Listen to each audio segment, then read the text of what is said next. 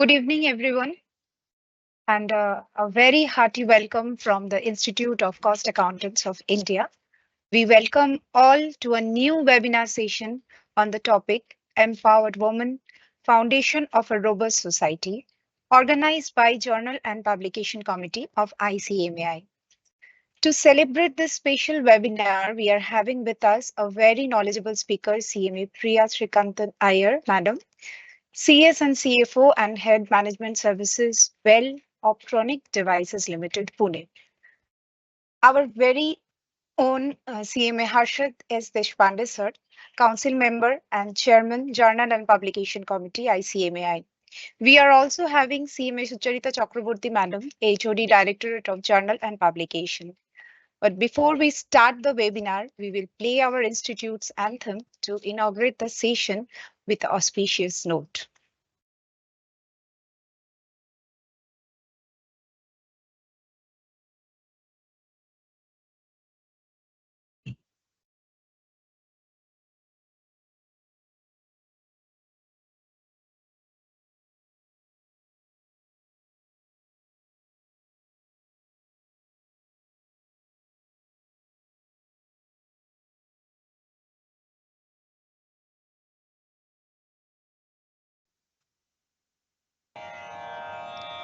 असतो मा सद्गमय तमसो मा ज्योतिर्गमय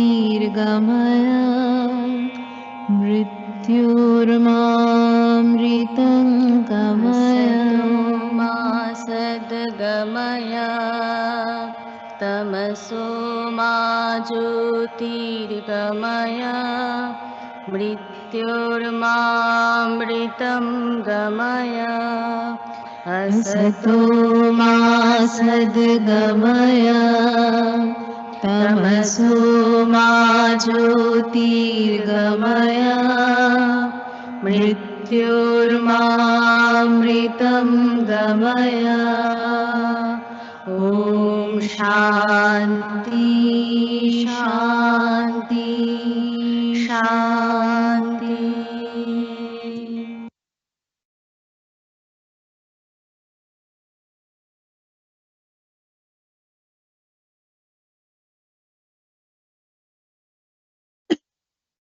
We thank you for your patience. Today, we gather not just as individuals, but as a collective force committed to fostering gender equality and empowering women to build a stronger, more inclusive world. We encourage all of you to actively participate in today's webinar and please ask questions to share the knowledge. We are honored to have our chairman, sir, today with us. I would like to invite you, sir, to address the welcome note to start the session. Over to you, sir. Thank you, Somalika, and welcome to Priya Madam and to our General Committee HOD Sucharita Madam and Indrakshi.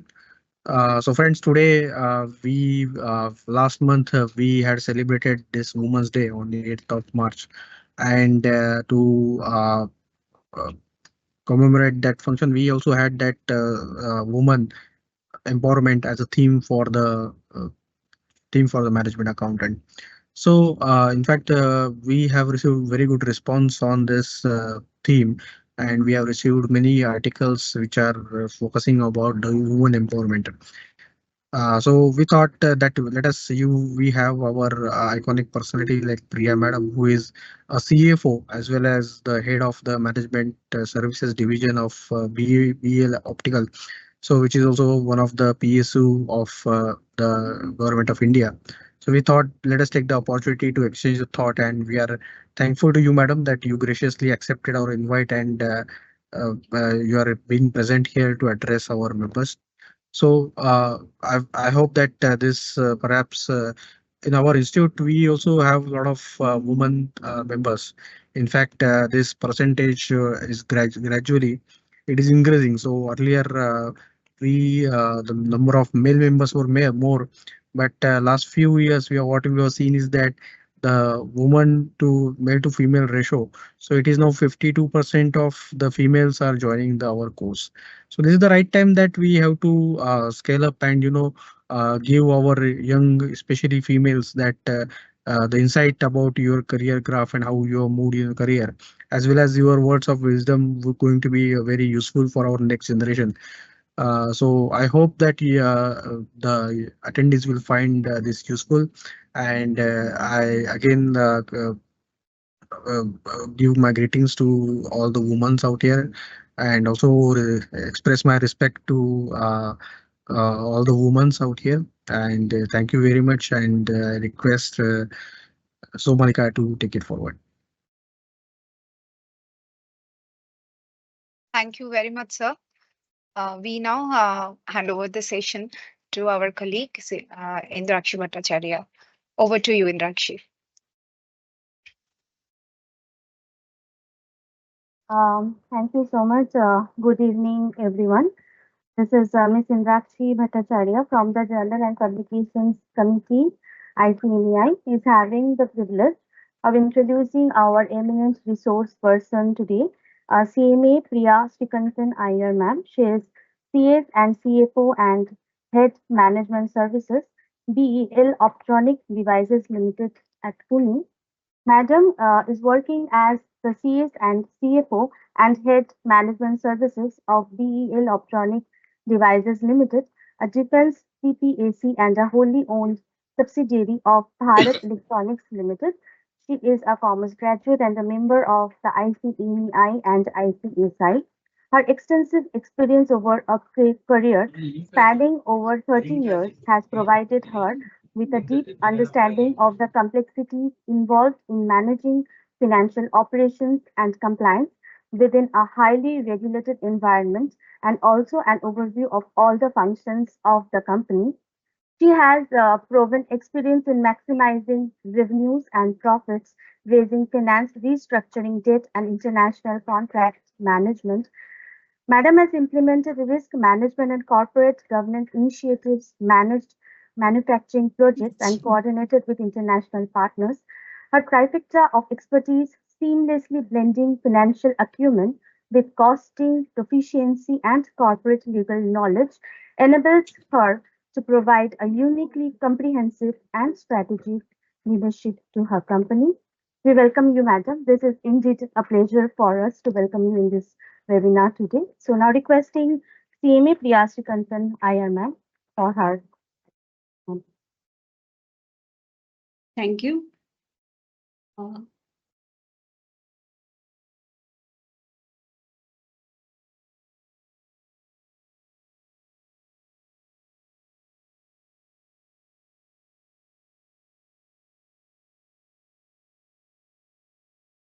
uh,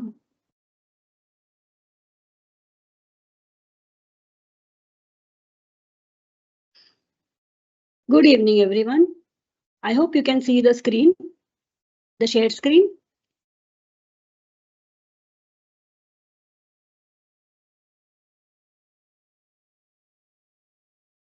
Good evening. I hope I'm audible. Yes, you are audible, madam. You are audible. Yes, ma'am. Thank You Yes, are madam, we audible. can see your screen. Yeah, okay. So, good evening and thank you for the kind introduction. I am glad to be here today and look forward to speak on this topic of empowered women, the foundation of a robust society. Over the course of this session, I'll be covering what constitutes women's empowerment, the challenges, why women's empowerment is needed, and how it can be achieved. At the end of the session, I encourage you to ask questions and share your thoughts. Thank you for having me. Let's get started.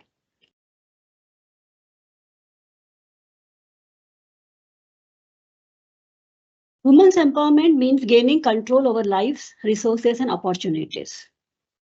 It is the process by which women actually become aware of gender-based, unequal power relationships and acquire a greater voice in which to speak out against the inequality found in the home or the workplace or in the community. It involves women taking control over their life, setting their own agendas, gaining the skills, solving problems, and developing self-reliance. As per the ILO, what women's empowerment means is equal positioning in the workforce. And women's empowerment is a catalyst for community resilience and societal strength. Women's empowerment consists of a few elements, and I'll explain those. The first one is agency. Agency means the capacity for goal setting and follow through. Resources, that is access to the capital, assets, tools, and information. A context, enabling environment for equitable decision making. Self-worth and confidence, building a sense of self-worth and confidence in their abilities. Choice and control, having the right to determine their own choices and have control over their lives. Access to opportunities, ensuring equal access to education, employment, and other opportunities. And the last one is the influence and participation, that is the ability to influence social change and participate in decision making at all levels. But women's empowerment faces a lot of challenges. I'll just discuss in brief the challenges at the society level. The first one, of course, is gender-based violence, domestic violence, sexual assault, harassment, dowry-related crimes. These crimes and incidents continue to be a news item nearly every day. The second one is the limited access to education. As compared to men, women have less access to education because of poverty, sometimes the cultural norms, and sometimes the inadequate infrastructure, which contribute to lower enrollment for girls. And because of this, many women are still deprived of educational opportunities. Then we have a gender pay gap between men and women because of discrimination in hiring, occupational segregation, and sometimes lack of representation in leadership positions. Women also are underrepresented in political decision-making processes at national level and the state level. What it happens is, because of these political underrepresentations, women's perspectives and priorities are not included in policy making. Then we have the social norms and cultural barriers, deep-rooted patriarchal norms, gender stereotypes, discriminatory customs. All this restrict women's autonomy and opportunities. Recently, the Mrs. movie, which depicted the social situation in an urban educated household. But sadly, it was an existing reality that the movie depicted, and that is the reality of the situation today. Then we also have a challenge of digital divide, because women and girls in some regions, they face limited access to technology and internet connectivity.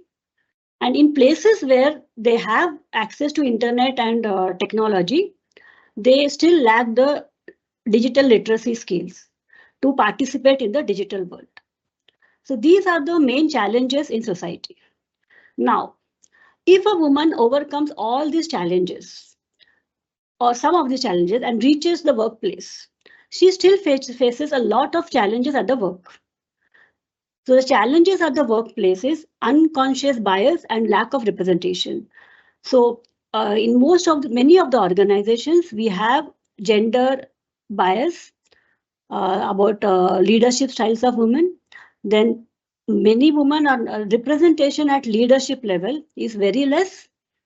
Basically, male-dominated industries, women face a glass ceiling or a broken rung, and they prevent the advancement of women to leadership positions. Then we have unequal pay and opportunities. Women lack access to high visibility projects and mentorship opportunities in many organizations. Then we have sexual harassment, and it is many cases are reported. All of you are aware that many cases are reported, and at the same time many cases go unreported, but it is a reality. And in many organizations, the environment for women is hostile. Then we have tokenism. Tokenism is because of the mandates by the management or the social pressure. Sometimes women are placed in leadership roles for the sake of appearances rather than genuine merit. But this tokenism does not help neither the woman nor the organization. And at this juncture, I don't think any woman, they require this sort of tokenism. Many women have proved that they on their own are capable of reaching the highest levels of leadership. So this is, but still it is a challenge which women are facing today. Then comes the gender roles. Assertiveness and decisiveness are more masculine, and therefore it is considered harder for women to be seen as strong leaders, because these two qualities are what describes leadership. And women are generally a bit less assertive and a bit less decisive, but it doesn't really impact their thinking or their role in leadership. Then women are often judged more harshly than men for their appearance and attire, even in professional settings. Then women may be they face backlash for or they're labeled as aggressive when they speak up in meetings or for voicing their strong opinions, whereas the same behavior is seen as confidence in men. Then networking barriers. In male-dominated social circles or workplace circles, women do not have much access, and they lose the opportunity for mentorship or any other roles also, leadership roles also. Women who take maternity or leave or career breaks are perceived as not being committed or ambitious. Then when women women usually don't negotiate salaries, but when they do, they face resistance or judgment. At top level leadership, there's an absence of women representation. Traits like ambition and competitiveness are often viewed positively in men, but negatively in women. Then women are sometimes given leadership roles only in crisis situations, that is the glass cliff assignments, where failure is more likely. So these is the current challenges which women are facing in workplace and in the society. Let me share you some of the shocking statistics which relate to our India. 10% women are in the permanent workforce for the majority of BSE 100 companies, only 10%. Out of nearly half of the population, 18% is the contribution to GDP by women. And our ranking in the Global Gender Gap Index 2024 out of 146 countries is 129. Why is women's empowerment crucial for a robust society? So there are a few points I would like to share my views on. Economic growth and prosperity. So women's empowerment, it contributes to economic growth and prosperity within the communities. It helps women participate in the workforce, start businesses, and start contributing to the economy. The vision of Viksit Bharat, or the $1 trillion economy, what is envisaged, it will only be possible if we unlock this potential for women. So it is very necessary that more and more women are participating in the workforce to ensure that our economic growth of the country moves ahead. And once the full potential is realized, it will result in a quantum leap in our economic growth.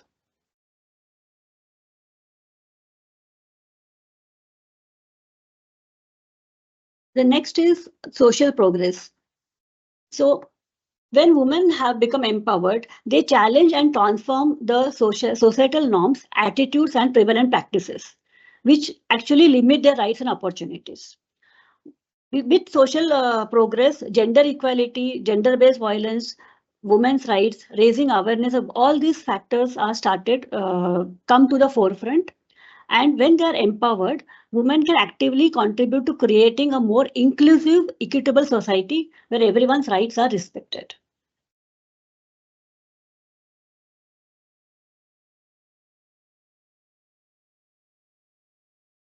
Empowering women through education and skill development programs has a direct impact on community development.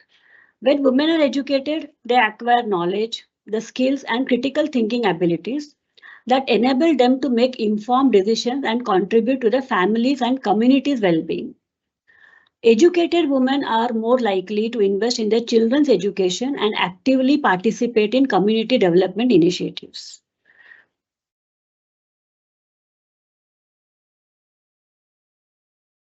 Health and well-being. It is very necessary to ensure the health and well-being of women, because if we have a healthy woman, we have a thriving workforce and we have a strong nation. When women's health and well-being are taken care of, it results in improved public health outcomes and reduced maternal and child mortality rates and healthier communities. Women will have better access to healthcare services and health information, and it enables them to take informed decisions about their own health.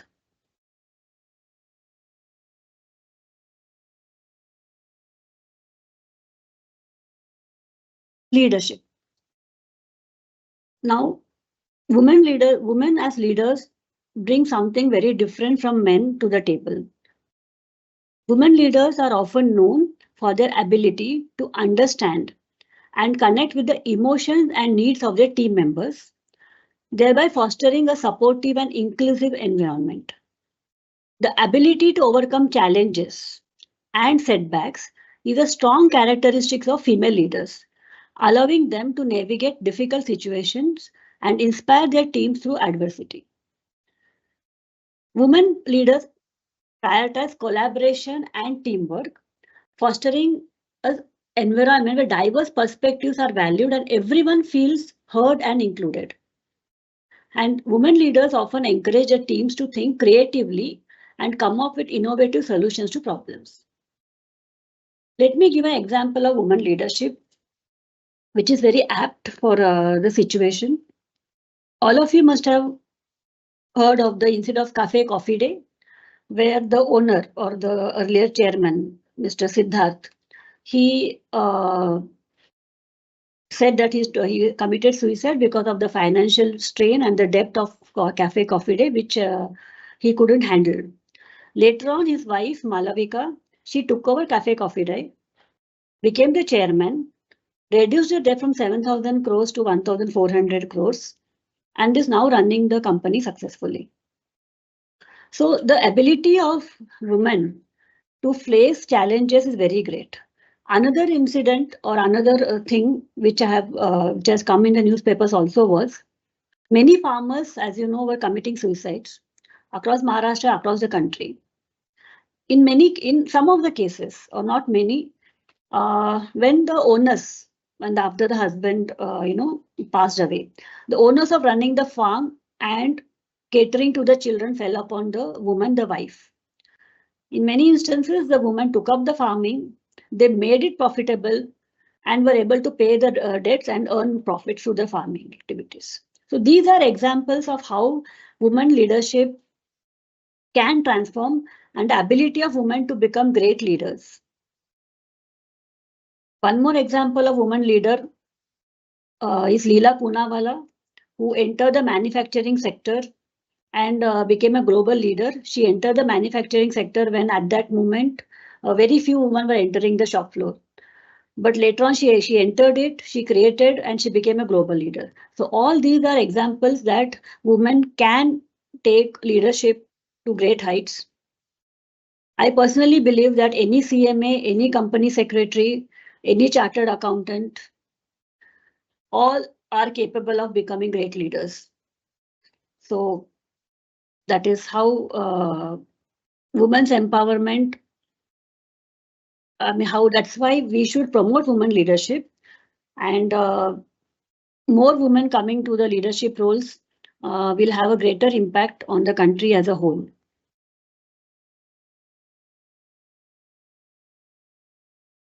Now, women's participation in governance.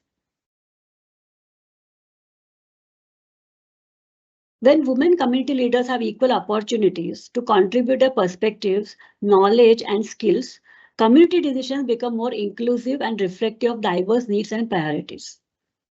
Women's participation in local governance as women community leaders fosters accountability, transparency, and effective community development strategies. Here I would share one example.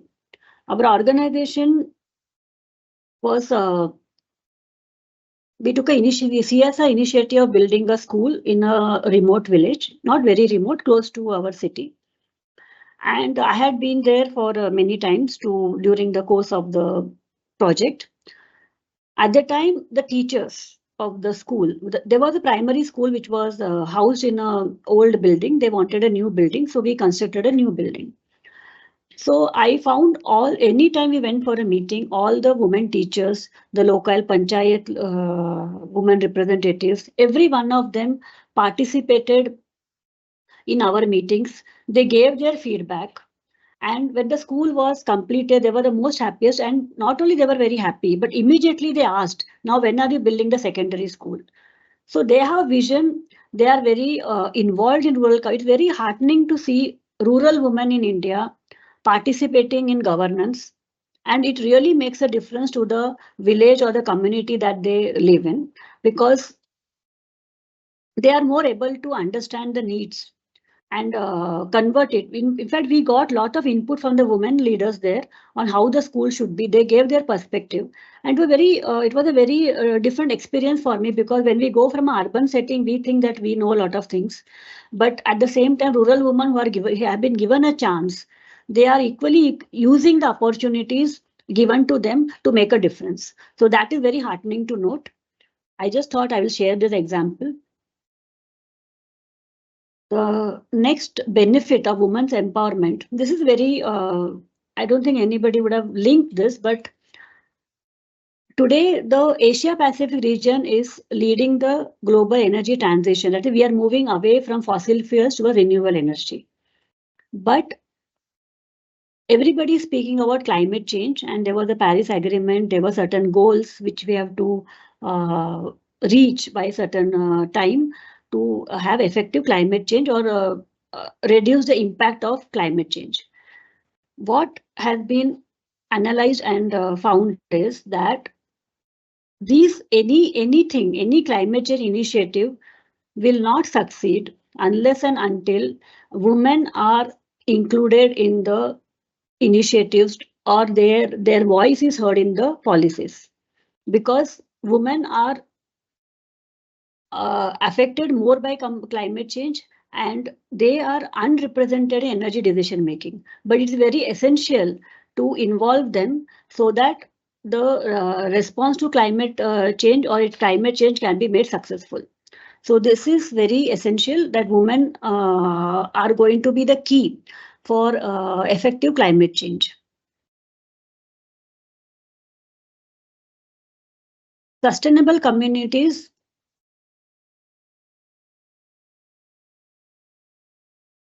When women are uplifted, the benefits cascade to families, community, and entire societies, thereby fostering a cycle of prosperity and stability. Many initiatives are taken by MNCs, and it is found that when you want to achieve a certain goal, it is necessary to have a program, a target program, where women are involved in the program, which will help sustainable development. This is because women are more involved in community. At community level, they are more involved, they are more impacted, and this empowerment of women, it has been seen as a multiplier effect on communities, and it helps in the overall development and resilience. So these are some of the benefits that will follow through with women's empowerment.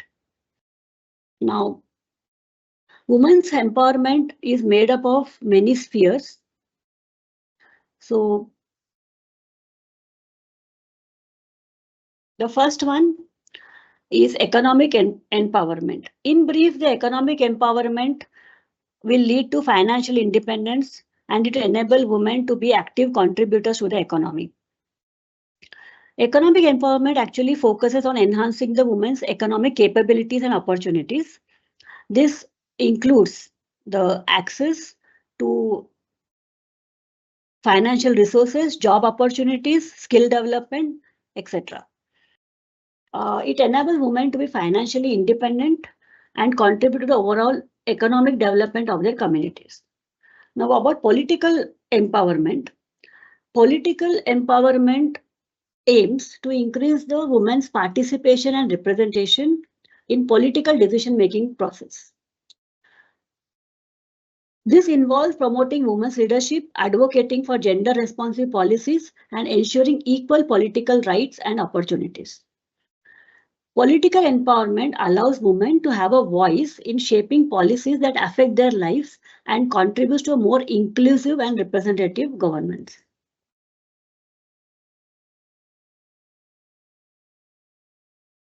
Social empowerment. When the women are socially empowered, they will challenge and transform the societal norms, attitudes, and practices which limit their rights and opportunities.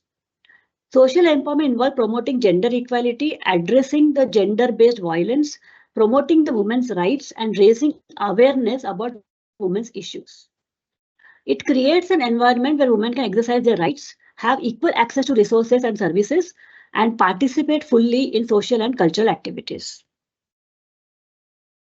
The next sphere of empowerment is education. Education is the bedrock upon which empowered individuals and resilient communities are built.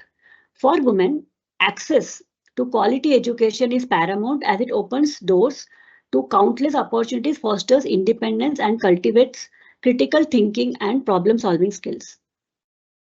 Women's empowerment programs which are taken, they prioritize education.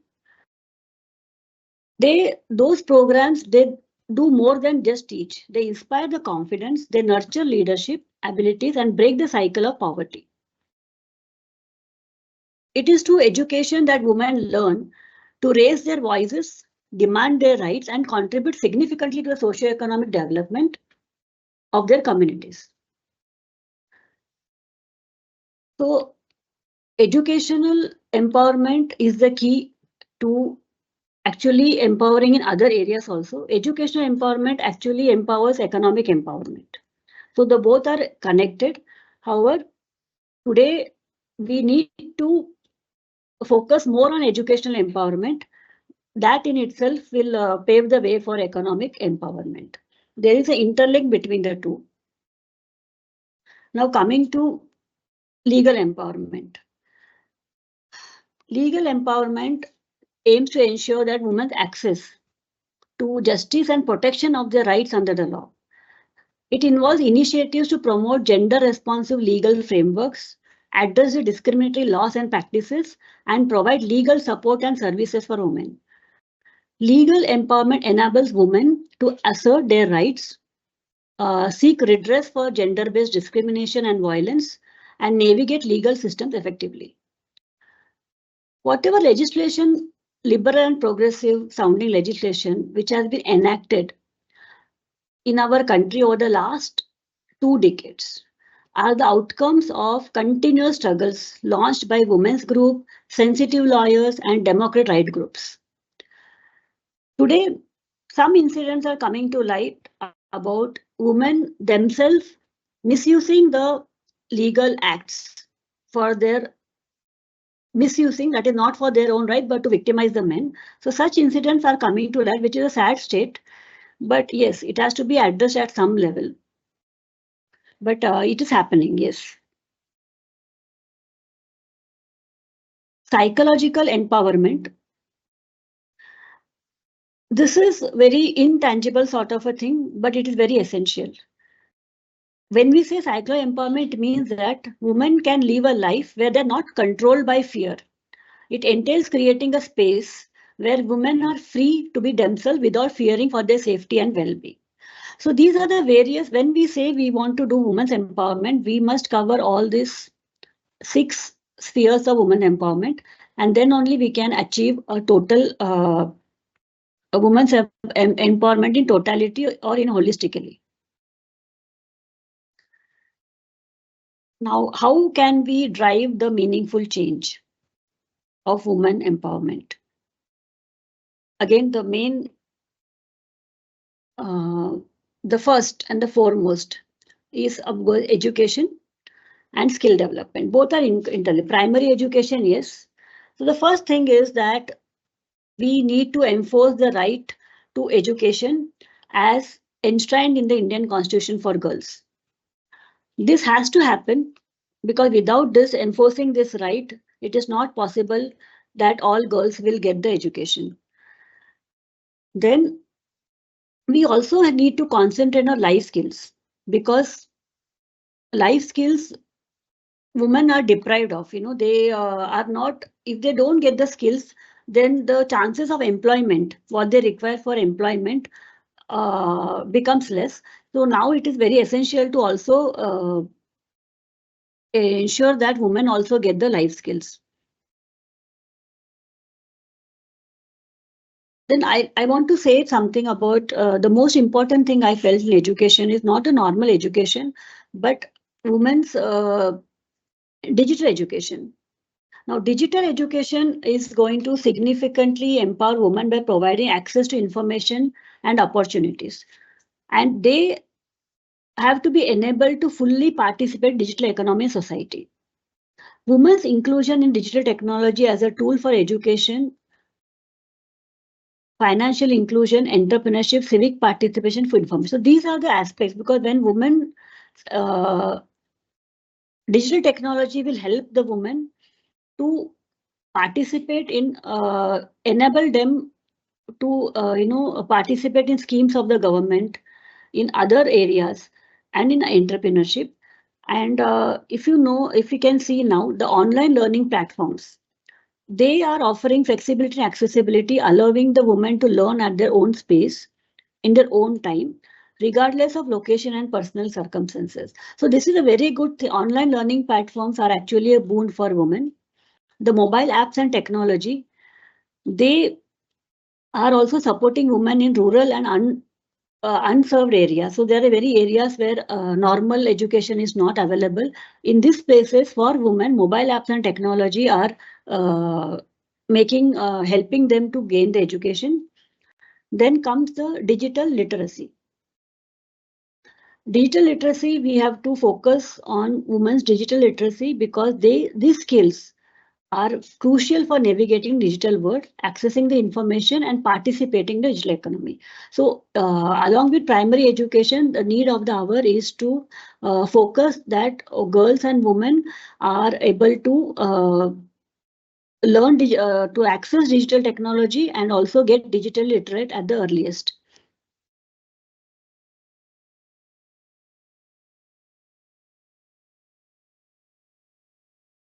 Then what are the government initiatives the government can take for women's empowerment? The one thing would be public sensitization by the government. Now, what is public sensitization? Sensitization means the government can use the media, stating that anti-women patriarchal social practices are no longer acceptable. If you notice, all of us will notice that there are ads about cigarette smoking, saying that cigarette smoking is harmful to health. It is that ad is sponsored by the Ministry of Health, but there are no ads which show that, they don't show that hitting a woman, demanding dowry. These are all wrong. These ads are not shown in public, or they are not regularly shown. So this sort of sensitization that certain things are not acceptable anymore. So this has to be continuously shown in across all media for the public, so that over a couple of years there will be a change, and that change, it will help in changing the perspective and the situation. Another thing is enhancing safety measures for girls and women. Across the country, women should be able to travel 24/7. And the government has to ensure their safe commute. Now that women are entering the workforce in urban areas and all, even in rural areas, it is quite, and we have different type of industries coming in, which are, we have night shifts and so many other industries. but women still have to rely on their family members to ensure their safe commute after a certain time. So here the government initiatives are necessary that women can travel even late night, and if needed, they should give them the special protection and helplines for assistance. In some cities, this is there, but it's not there in most of the cities. And initiative sometimes starts and sometimes stops. So that has to be a continuous initiative by the government for doing this. Then we need clean, hygienic and standardized public sanitation facilities at all places, workplaces, public places, tourist destination, highways. This is not the case today. Nobody feels comfortable talking about this, but it is necessary to start talking. In fact, even last week there was an article in the Times of India saying that this is a situation which women across India are facing. This has to be really taken care of because it is affecting the health of the women and they are not comfortable. So there has to be a initiative by the government to ensure that there are public sanitation facilities across all such destinations are maintained and standardized and available to women. So these are some of the government initiatives that can be taken, that need to be taken for ensuring women's empowerment. Then there has to be government policy interventions because that is within the control of the government, that is promoting equal access to and control over resources, enabling women inclusive development planning and decision making, enhancing access to basic entitlements for social security. When you enable women for development, what happens is the participation in households, institution, community decision making.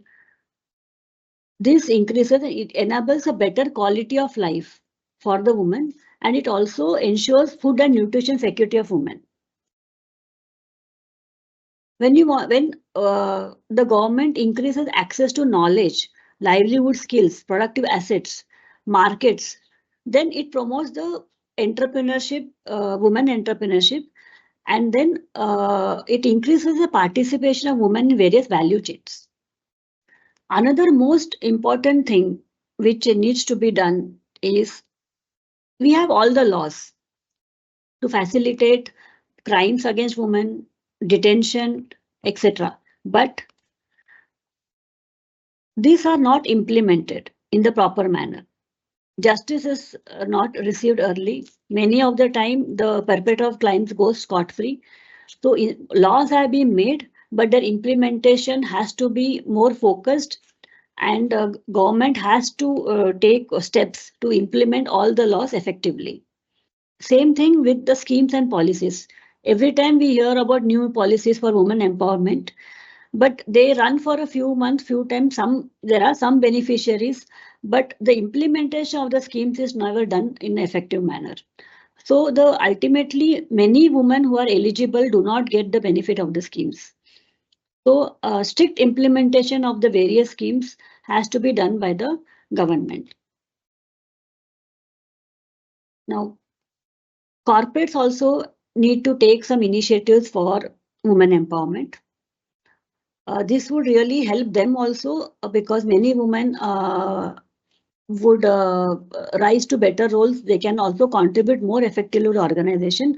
Some of the initiatives is the focus on skill development and healthcare. Make the programs that foster women's leadership and participation in decision-making processes. See, instead of tokenism, it is always better that the corporates develop programs where women at a middle management join those programs and get ready for leadership. So that is a better initiative which will be sustainable in the long run. Also, many corporates, all corporates are mandatory to do the CSR. Under CSR also one heading is women's empowerment. So some percentage of CSR funds should be allocated by the corporates for women empowerment initiatives. This will go a long way in promoting the women empowerment in the country. Then they have to take initiatives to, there are certain systemic barriers and promote gender equality in leadership. and create mentorship and networking opportunities for women. Some unconscious biases which have crept in that can be addressed by the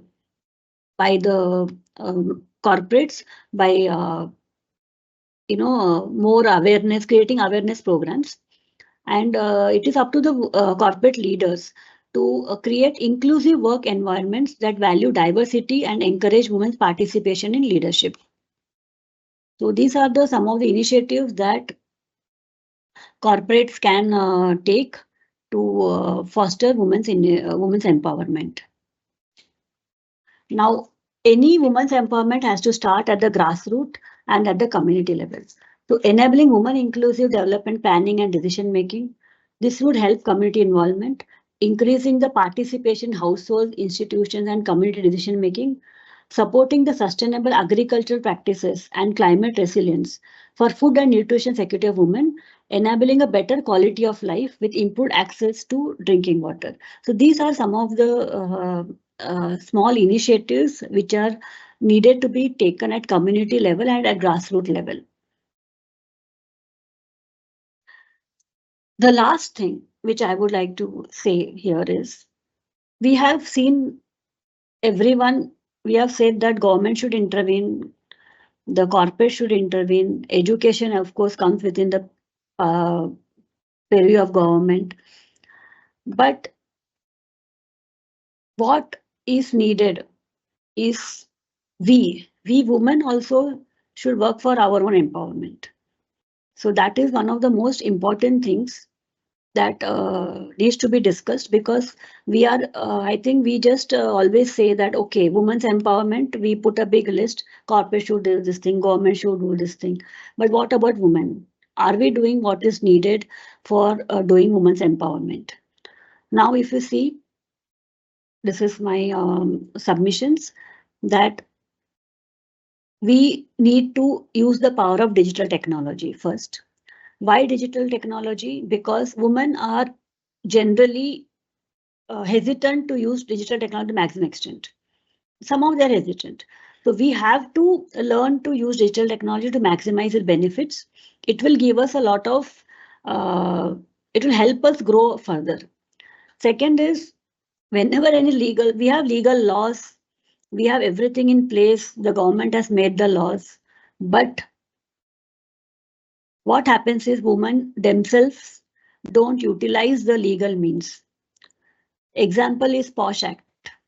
POSH Act is there, we all know, but many sexual harassment cases are not reported by the women.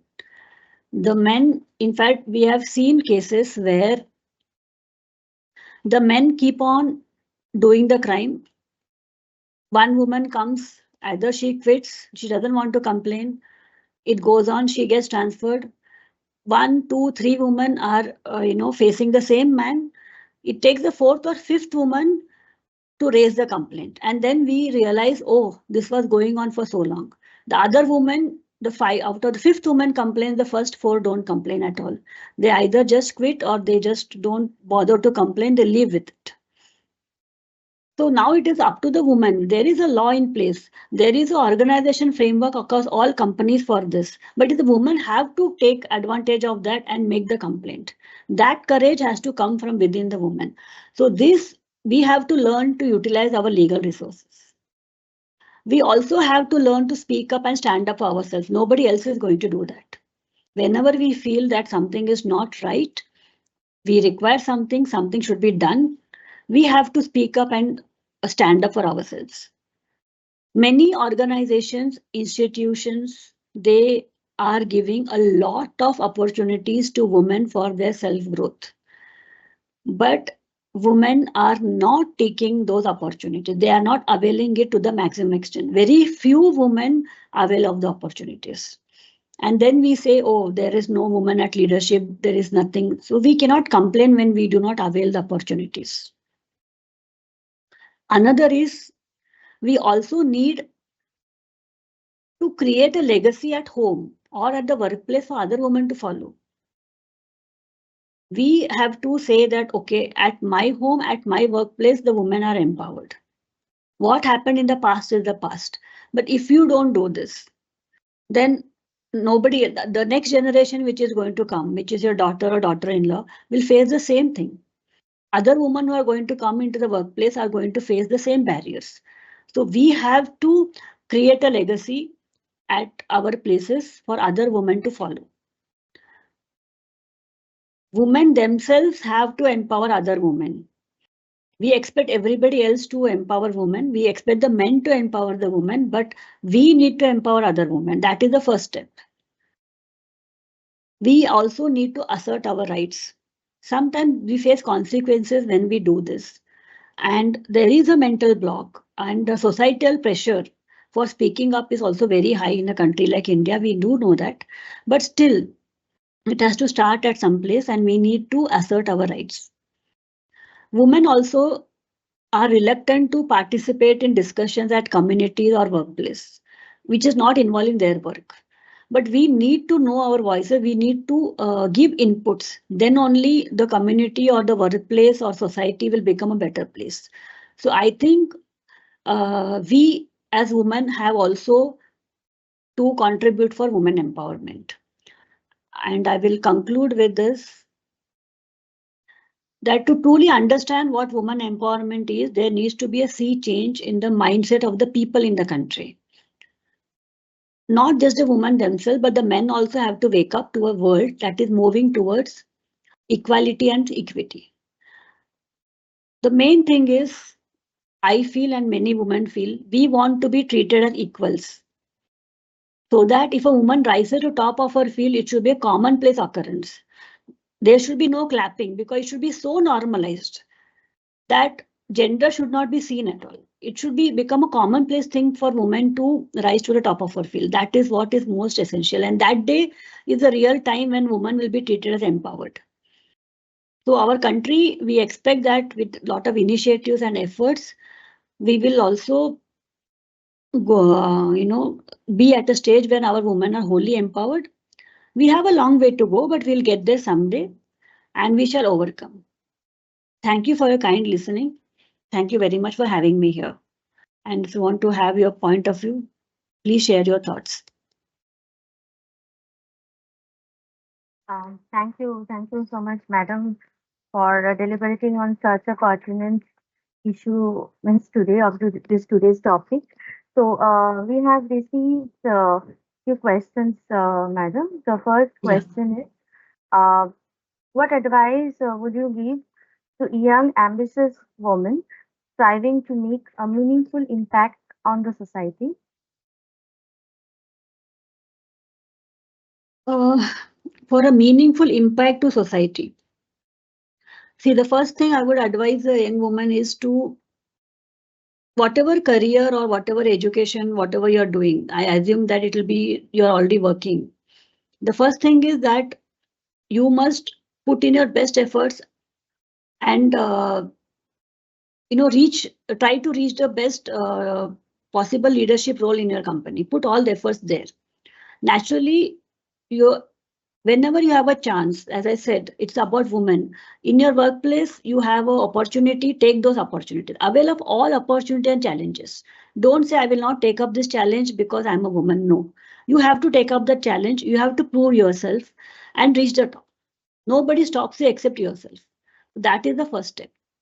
Then for women empowerment or anything, if you feel something, justice is not there, something is not right, you have to assert yourself.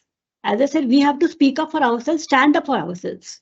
So that is the best way to make an impact in society. A small impact by you will, help other women and you also to go forward. So if you see anything which is wrong, you have to speak up in organization. But one thing I will say, as women also, when you get a chance, maintain the best quality of your work. Quality of work and sharing of responsibility. You have to take responsibility at the workplace, at your home. That is the key to success. Your quality of work will always define you. Never ever compromise on quality. And keep yourself abreast of all the changes in your field. Embrace digital technology and always upskill yourself. This is would my advice to any young woman who is entering the workforce now. How can we involve more men to actively help the women to achieve this gender equality? It starts with your home. Actually, many women have lot of supporting men. Many women are very lucky to have those men in our families, our fathers, husbands, brothers. Many women don't have that. Even in workplace, we have also seen many men have mentored us. Earlier, there were not many women in leadership roles, so we all got mentored by men only. So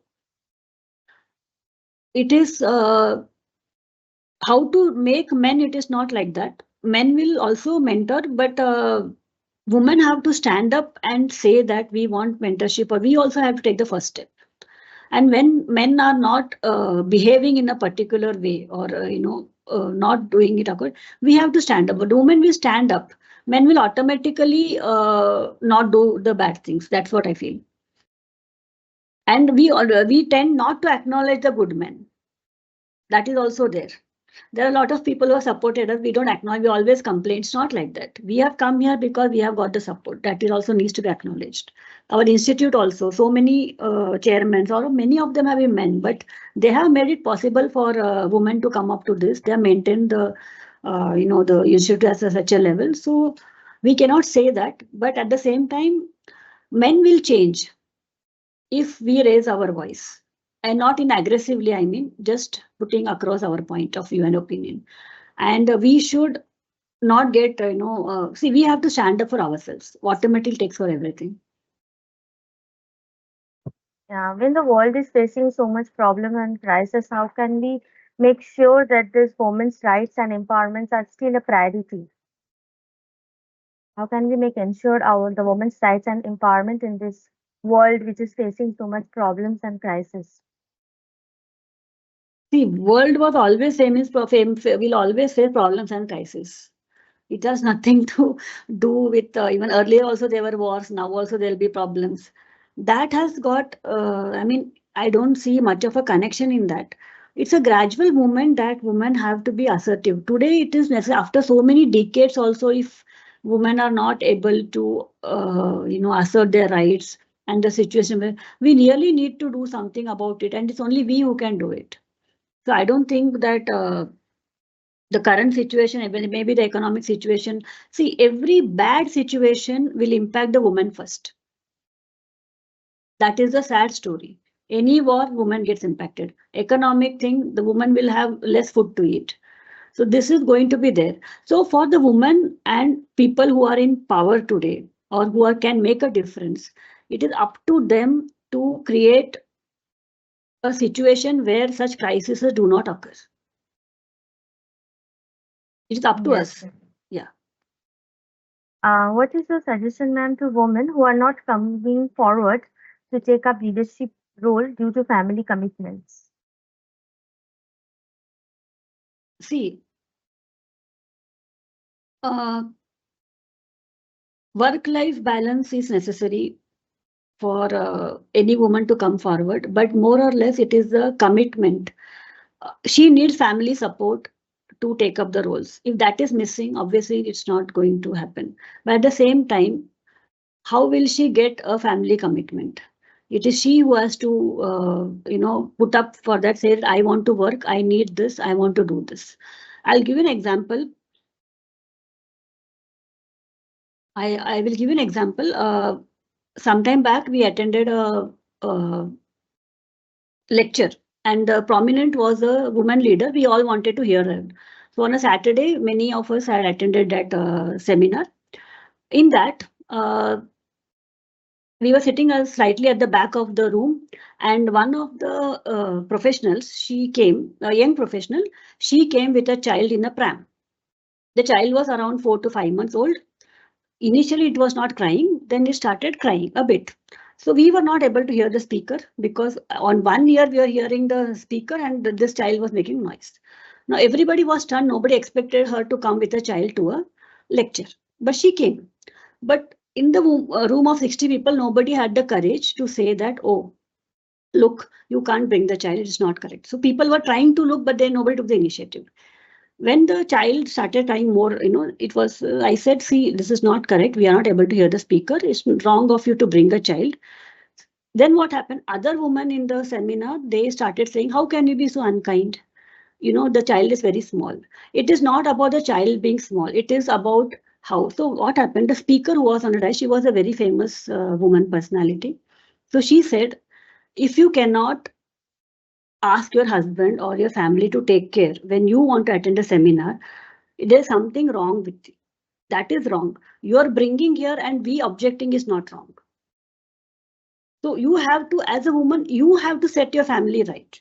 You have to ensure your things. See, there are a lot of women who don't have families, still they work and manage children.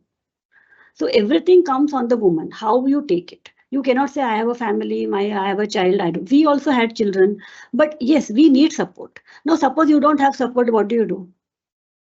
You have to fight for your support or take support for somebody else.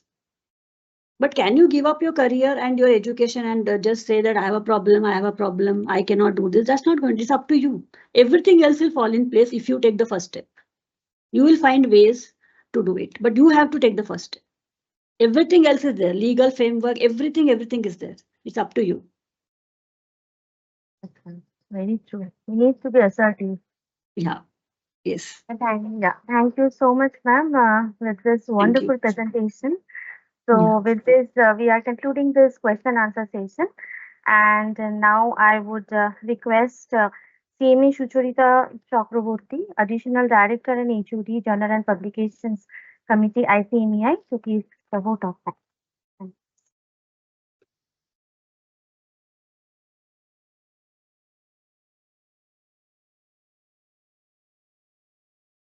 Namaskar. It is my honor and privilege to extend a heartfelt vote of thanks at the conclusion of this insightful and inspiring webinar on Empowered Women, Foundation of a Robust Society. Every month, our department organizes a webinar on a selected theme. We express our sincere thanks to our chairman, Seme Harshad S. Deshpande sir. His vision and leadership continue to inspire us in our journey.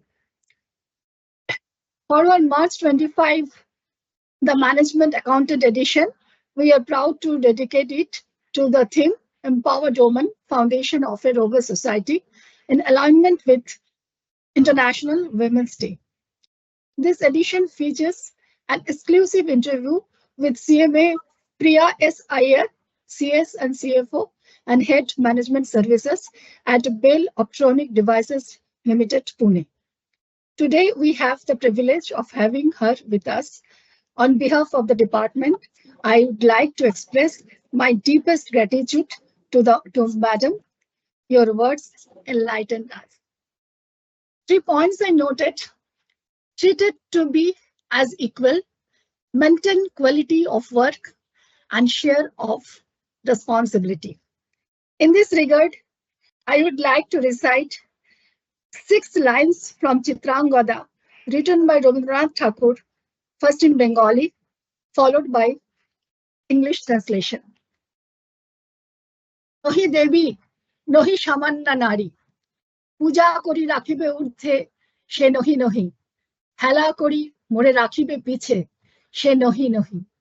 Jodi parshe rakho more, সংকটে সম্পদে, সম্মতি দাও যদি কঠিন ব্রতে সহায় হতে, পাবে তবে তুমি চিনিতে মোরে. English translation: No, I am not a goddess nor an ordinary woman. You may place me above as an object of worship. No, no. You may cast me aside in scorn. No, no.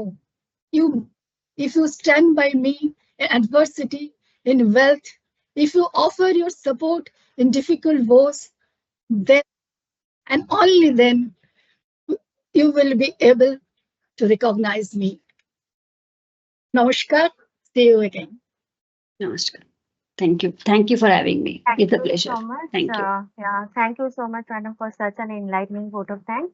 Thank Thank you so much, our speaker, ma'am, Priya Iyer, madam, our chairman, sir, our HOD, madam, my colleague, Shumalika, madam, and our IT personnel. So with this, we are closing today's program. Thank you so much. Thank you.